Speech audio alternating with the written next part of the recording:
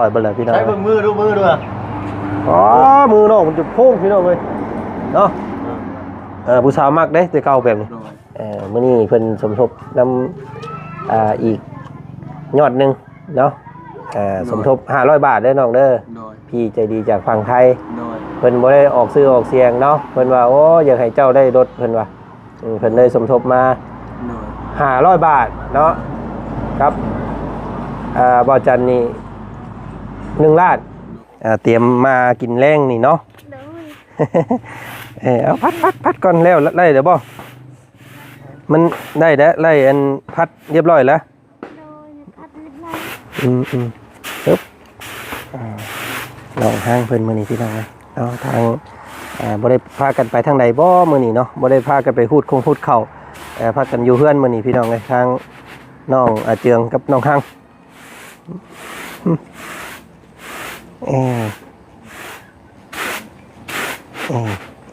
ปึ๊บ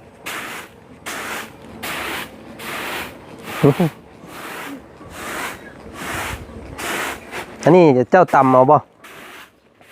เอาไปตำอยู่เฮือนฝั่งเฮือนเจ้า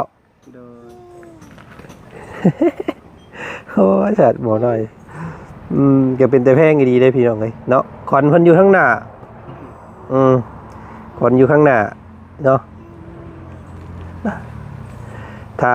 มีอยู่คอมเมนต์หนึ่งเพิ่นคอมเมนต์มาพี่น้องเนาะเพิ่นว่าคนขอนอยู่ข้างหน้านี่ถ้าครบหมู่ดีนี่สิได้ดีเนาะสิไปได้ดีเลยขอแต่ว่าเราบ่ให้ครบคนบ่ครบหมู่คนดินหืดดินยาว่าซั่นซะทรายเพิ่นใหญ่มาจังให้เพิ่นเข้าทำเฮียนเนาะบ่ได้พากันเมียบ่ได้ไปฮูดเข้ามื้อนี้เนาะเพิ่นอันนั้นอยู่เฮือนเผาอันสีเข้ามื้อนี้เอ้ยลูกละ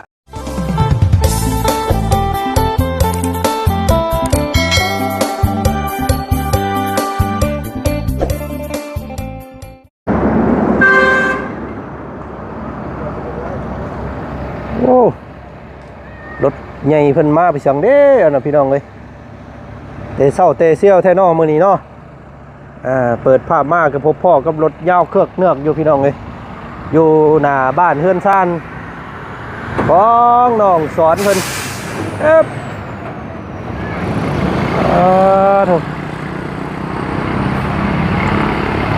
เส้นทางเศรษฐกิจพี่น้องเอ้ยเส้นทางนี้เนาะโมเมนต์เพิ่นมาจอดชื่อกล้วยน้องสอนบ่น้องสอนโอ้ยพี่น้องเอ้ยนี่ก็ห้านขายกล้วยน้องเพิ่นนี่พี่น้องเอ้ยเนาะอยู่หน้าบ้านโถรถกระใหญ่รถกระหลายว่าซั่นซะเนาะใส่เลยทางน้องเพิ่นตื่นนอนน่ะบ่ทางนี้พี่น้องเอ้ยโอ้มาฮอดกะโจมผ้าเข่ามารถอันนี้พี่น้องเอ้ยมันสิบ่แม่นน้องหัวซะบ่นี่เนาะบ่นั่นเฮ็ดงานสบายดีสบายดีเนาะเดี๋ยวน้องมีหลายคนอยู่ว่าอยากให้พวกอ้ายชวนเจ้าไปดินเฮือนน้องหัวอีกว่าซั่นเนาะไปอยู่บ่ไป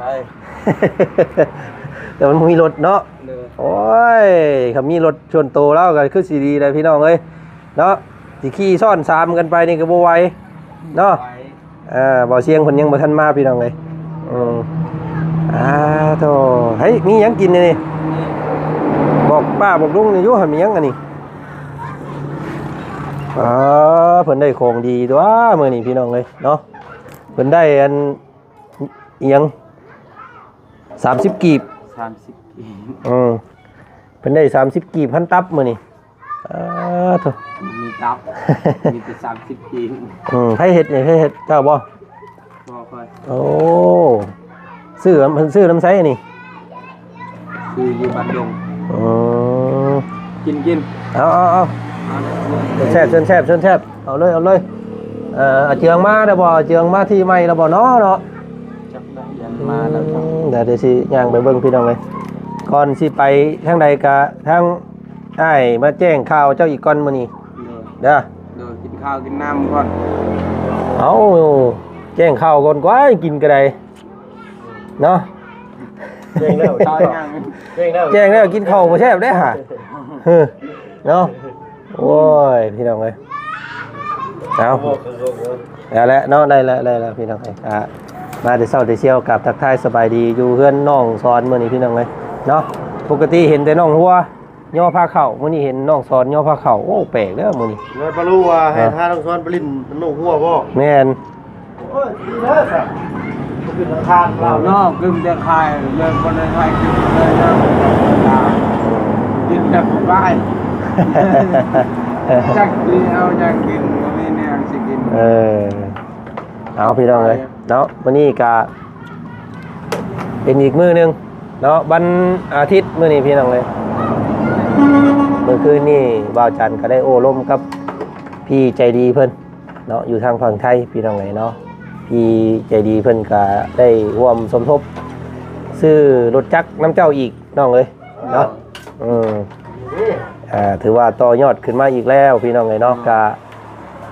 พี่เพิ่นบ่ได้ให้ออกซื้อออกเสียงเนาะ โดย พี่เพิ่นว่าเคยสมทบเฮ็ดเฮือนเจ้าอยู่ โดย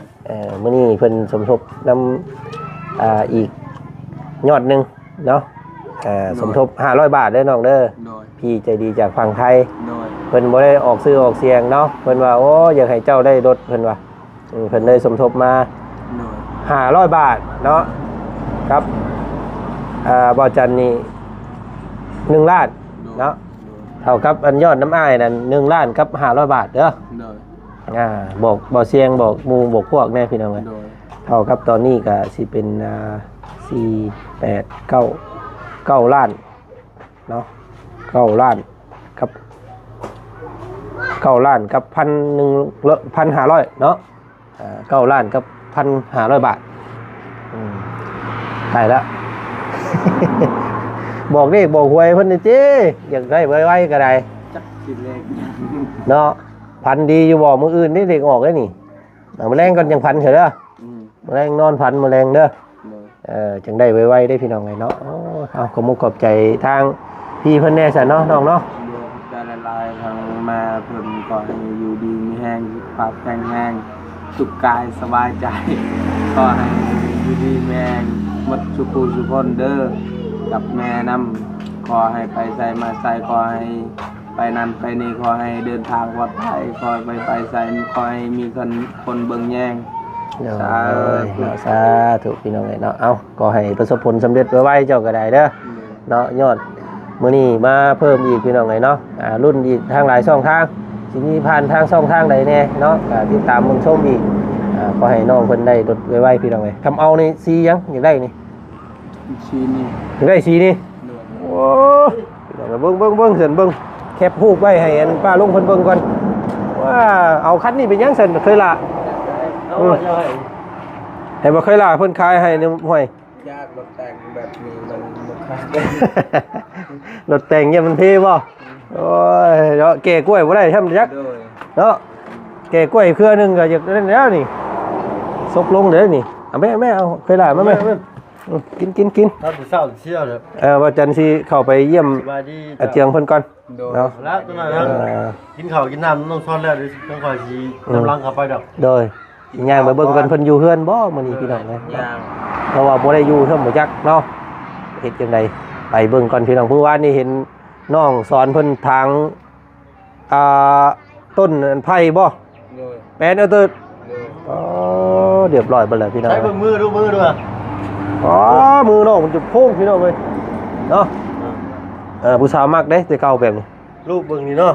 นี่ใครซื้อมากมาแบบนี้ สมัยใหม่นี่เพิ่นบ่มักแล้วจังนี้เนาะเพิ่น นิ่มๆบ่ดอกสัตว์ มือแบบงามแบบ โอ้ยบ่งามก็สร้างนะมืองามมาหากินบุกุมท้องได้น้องเอ้ยบอกเขาสิได้ปรินซาวมืองามมาหากินบุกุมท้องได้น้องหลามือแข็งจะบักอ้ายจะสิเว้าได้ต่อ ได้ มือแข็งจะบักอ้ายไว้ได้ตั้งแต่มือ มือจะบักอ้ายพายเรือไปหอดฟังนี่สิเด้อล่ะเนาะ โอ้ยจะไปนั่นแหละ กินก่อนเดี๋ยวเอาน้ำเข้าไปน้ำล้างสรุป โดย เห็นว่าลำขี้ดีอย่าเผาขี้เฮือกายเพิ่นว่าเห็นว่าลำไข่ลายอย่าเผาไฟเฮือความบัดบ่เฮือเจ้าลมค่าตมดินลมยังสิได้เสยงุ่มซอยพายเฮือ เอาน้ำจะได้กันเฮ็ดอย่างเอาไปทำร้านก็ต้องทอดเด้ออย่าง เอาโอเคพี่น้องเนาะเอาอย่างนั้นมื้อนี้ลาก่อนน้องล่ะแจ้งยอดเจ้าสำนี้ก่อนเด้อมื้อนี้เด้อมื้อหน้าสิแจ้งไหมเนาะเอามื้อนี้ไปก่อนพี่น้องทางอาจารย์ไปทักไปทายทางนั้นก่อนเนาะมื้อนี้ไปสั่งกันอยู่ไปพี่น้องไปเบิ่งไปชมน้ำกันอยู่ที่ใหม่อาเจือง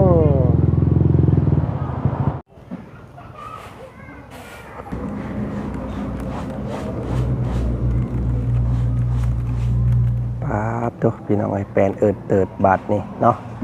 ทางเข้าที่ทางของน้องเจืองเพิ่นพี่น้องไอ้เพิ่นพากัน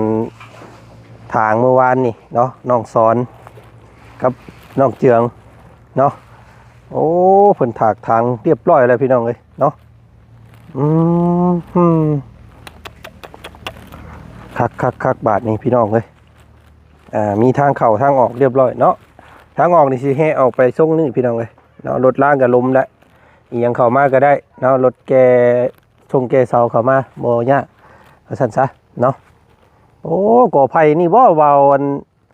สอนเพิ่นพากันตอนเมื่อวานนี่พี่น้องเลยเนาะเกี้ยงเติดก่อไม้ไผ่เรา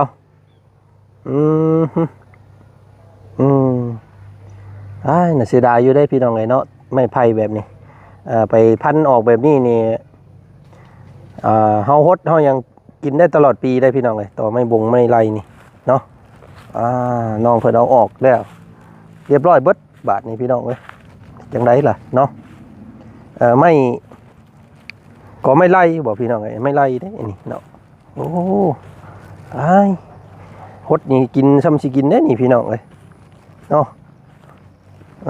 เพิ่นเอาออกเลยพี่น้องเลยแปดเติดบาทที่นี่เนาะ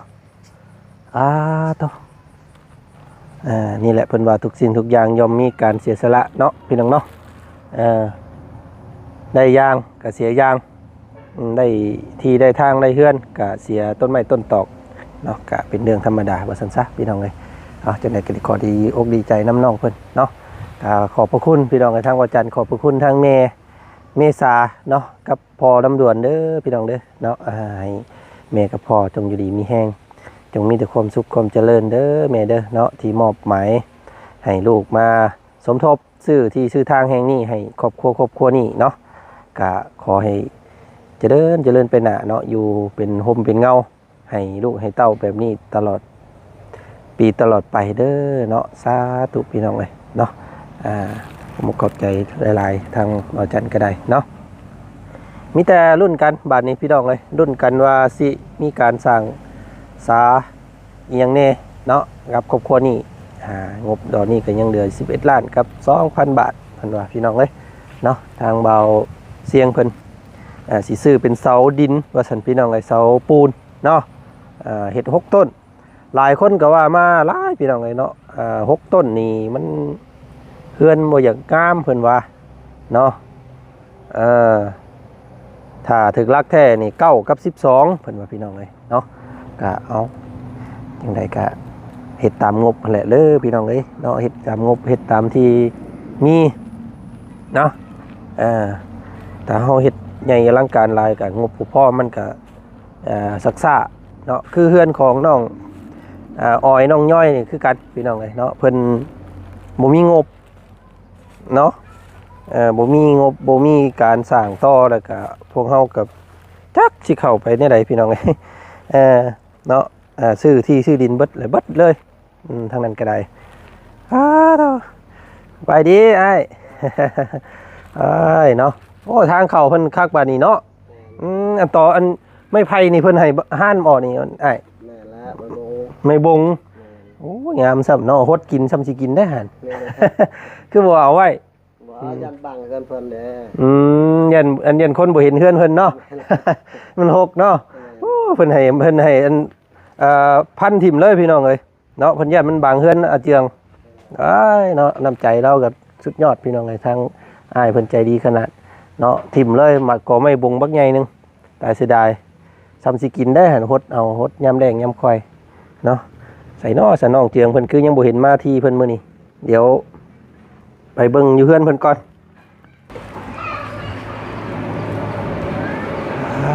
พี่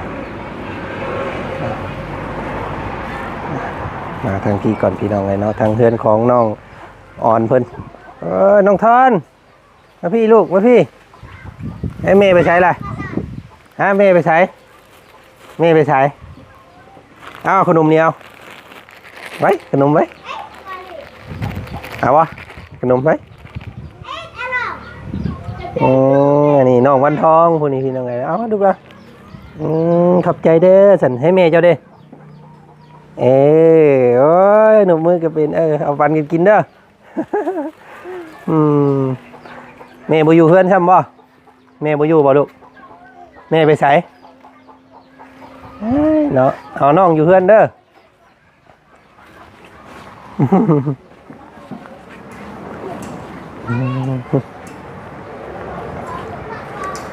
เบิ่งเจืองทั้งพี่ก่อนมันอยู่บ่เนาะเจืองไปทางใดเด้มื้อนี้พี่น้องเลยอย่างน้อมื้อนี้เนาะอ๋อโธ่โอ้ยน้องหังเพิ่นนี่อันนี้พี่น้องวาบอยู่ทางนี้เนาะเพิ่นได้เข้าใหม่เพิ่นบ่นี่เนาะโอ้เพิ่นพัดเข้าอยู่นี่ เอาเข้ามันคือเละๆแบบนี้เข้าเป็นเข้ากำบ่ บ่เขา เข้าแนวมันบ่แนวแบบนี้บ่ โดยแบบ โอ้คักเด้นี่พี่น้องไงบ่จันมากินได้แบบนี้ได้แซ่บเด้เนาะโอ้เพิ่นนั่นว่าอันข้าวไหม้บ่น้อง บ่ เพิ่นกำลังพัดข้าวสีข้าวเพิ่นอยู่เพิ่นตำข้าวเตรียมมากินแรงนี่เนาะ โดย เอาพัดก่อนแล้วไล่เดี๋ยวบ่มันได้แล้วไล่อันพัดเรียบร้อยแล้ว โดยพัดลิบไล ปึ๊บน้องห้างเพิ่นมื้อนี้พี่น้องนะเนาะทางบ่ได้พากันไปทางใดบ่มื้อนี้เนาะบ่ได้พากันไปฮูดเข้าพากันอยู่เฮือนมื้อนี้พี่น้องเอ้ยทางน้องเจืองกับน้องห้าง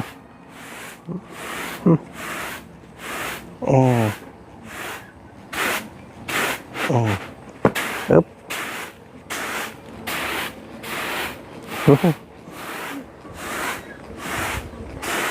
อันนี้เจ้าตำเอาบ่ บ่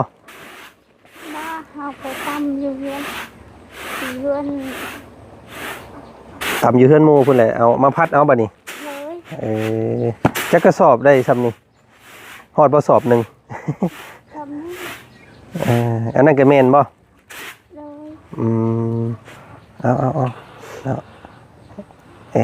เพื่อสิได้กินข้าวก็คืออะไรไข่ย่อยเราก็ได้พี่น้องเอ้ยโอ้ยน้องหังเนาะอันบ่ได้ไปพูดข้าวบ่มื้อนี้ บ่เฮาก็ตำข้าว ตามข้าวมื้อนี้เนาะเมื่อวานนี่ไปพูดได้ก็จักกระสอบวานนี่ ได้อยู่บ่เมื่อวานไปพูดข้าว ได้ เบิดแล้วบ่บาดนี้ข้าวเจ้ายังอยู่เนาะ เลย แดดคักซ้ำพี่น้องเอ้ยพูดก็ค่าเดียวได้อันนี้เนาะก็สิเบิดได้แหละฝนบาดนี้มีแต่สิแดดร้อนกับหนาวเท่านั้นบาดนี้พี่น้องเอ้ยมิดอวยซวยอยู่บาดนี้พี่น้องเอ้ยน้องเพิ่นพัดเข้ามื้อนี้เนาะเอาเก็บออกข้าวอันศาลเจ้ามีเท่านี้บ่ เลย ข้าวอันเจ้าสิกินเนี่ยนะมีเท่านี้บ่ เลย มาให้คอย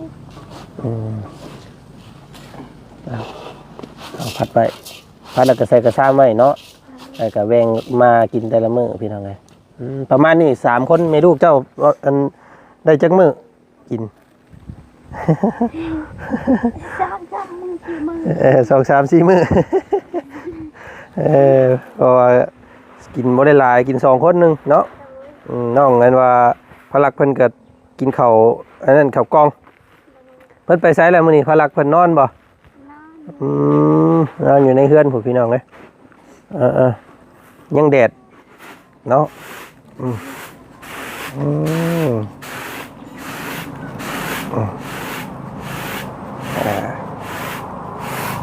อ่อนว้าวขนาดพี่น้องเอ้ยมื้อนี้ก็ทักทายสบายดีบรรยากาศตอนเช้าๆมื้อนี้เนาะหากะ9 โมงเช้าฮ้อนคักฮ้อนแน่พี่น้องเอ้ยมื้อนี้เนาะใช้เบาไปเบิ่งกันพลักเพิ่นแน่พี่น้องเนาะกะเจียงอยู่เฮือนบ่ลูกนอนกล่อมลูกนอนบ่ เอามีมาให้เพิ่นอีกต้มอีกก่อนเนาะบ่มีแนวมาตอดโอ้เนาะไต่ขัวยั่วใจนี่พี่น้องเอ้ยงูก่อนเห็นทางเบาบุญบ้านป่าเพิ่นเห็นน้องเจียงเพิ่นยิงหน้าใส่ป่าป้าโตแม่นขนาดพี่น้องเอ้ยเนาะป่าเก็ดแลบว่าซั่นเนาะใส่เด้เนาะคนรอเฮาเอ้ยเบิ่งเนาะโอ้สัตว์หูสัตว์เสียงพี่น้องเอ้ย สบายดีพลักสบายดีป้าลุงเอาไว้สบายดีนกมือ เอ้ยนอนดินบ่โอ้ยสัตว์หูสัตว์เสียงโอ้โยส่งลุยแล้วฮะใส่ส่งกันป้าลุงเห็นกระดอยแล้วหันเลย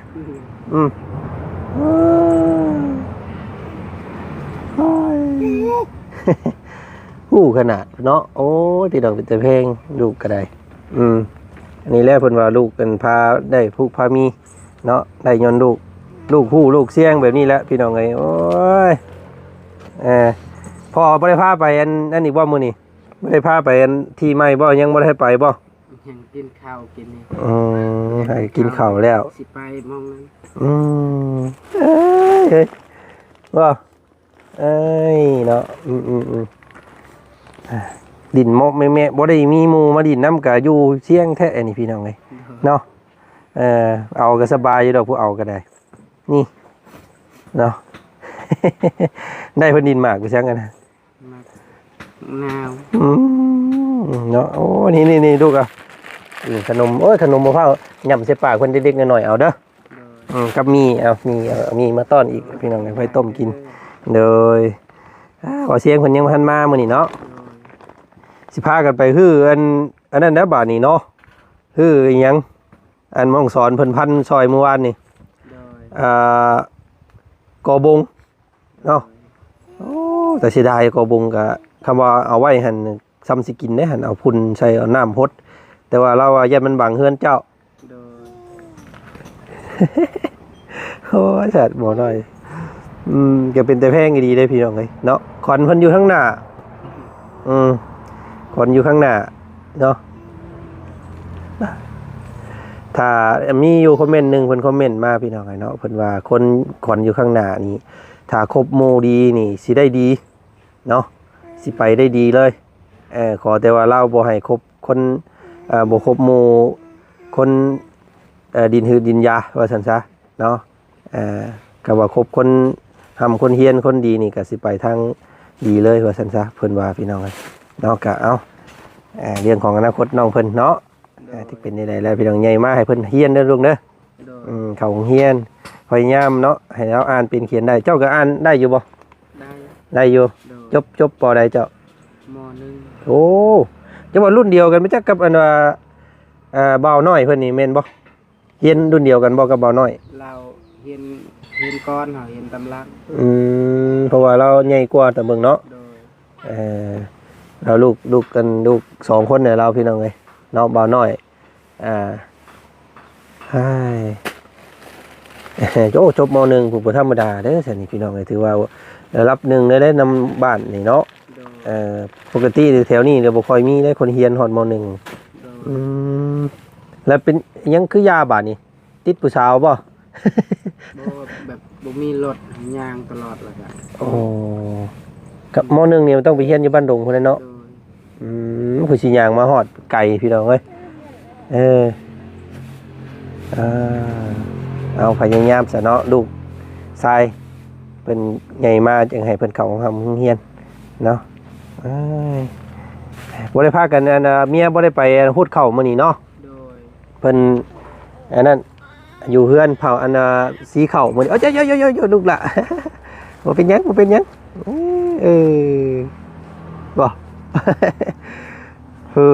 ยิ้มเซ้ยเนาะโอ้นี่บ่ให้ง่ายเนาะยากเด้อสิได้ยินเสียงไห้เรานี่ นอกจากอยากนอนเนาะ อยากนอนในเอวเล็กหน่อยบ่มีแนวดินมาให้มื้อหน้ามื้อในก่อนสิซื้อแนวดินมาให้เพิ่นเด้อเนี่ยกระลิ่งเนี่ยยังนั่งบ่ค่อยมั่นปานใดเนาะ โดย ยังไงหลังอยู่บ่ โดย เกือบหัวแตกเอ้ยบ่ดิเอาโอเคเดี๋ยวถามหมู่ถามพวกมาสักหน่อยก่อนเนาะจังพากันไปพุ่นกินข้าวกินน้ำกินแล้วว่าเจ้ามื้อนี้ กินแล้ว กินกับหยัง กินหอย โอ้ต้มหอยมื้อนี้ โดย โอเคอันอ้ายเมืองเจ้าไปไทยแล้วมื้อนี้ ไปแก้คุยเวียด แกคุยคือเก่า โดย โอ้ลูกเราอยู่น้ำไผลูกเรา อยู่น้ำน้อง โอ้ยพี่น้องไงเนาะหมอน้อยๆหั่นซ้ำเป็นพ่อลูกอ่อนบาดนี้เนาะ อยู่แต่หั่นอยู่เอาแต่น้องบาดเอาแต่หลานบ่ได้อยู่ซื่อๆน้องเมืองเพิ่นก็ได้พี่น้องขยันอยู่เราจะสัมภาษณ์เราอยู่แต่ว่าเราบ่อยู่เฮือนแต่ละมื้อเนาะผู้แลบัดมีโอกาสพบพ่อเราก่อนสิสัมภาษณ์เราใหม่เนาะเอาจังซั่นอ้ายไปทางอื่นก่อนเดี๋ยวสิมาใหม่เด้อน้องเด้อ โดย สบายดีเนาะพี่น้องเอ้ยบ๊ายบายเยอะ ยิ้มตลอดโอ้ยคนหน่อยเอ้ยเนาะแต่แพงขนาดพี่น้องลูกเราเนาะเอากะสิประมาณนี้ก่อนพี่น้องเลยตอนช่วงเช้าเนาะแจ้งข่าวดีน้องสอนเพิ่มเติมเนาะมื้อนี้สมทบยอดซื้อมอเตอร์ไซค์ให้เราเนาะเพิ่มขึ้นมาอีก500 บาทพี่น้องเอ้ยนะหรือว่า300,000 กีบบ้านเฮากะขอขอบใจทางพี่ใจดีทางฝั่งไทยหลายๆที่มอบหมายให้บ่าวจันเป็นสะพานบุญให้เนาะเอายินดีได้ดีใจนำเด้อบ่าวสอนเนาะพี่น้องเนาะรุ่นกันพี่น้องเอ้ยสิพงสิพ่อมือใดเนาะเอาสิได้รุ่นใดสีใดกะติดตามเบิ่งชมอีกคลิปนี้ทางบ่าวจันขอตัวลำลาก่อนสบายดีสวัสดีเด้อเนาะไปพี่น้องขอตัวลาแล้ว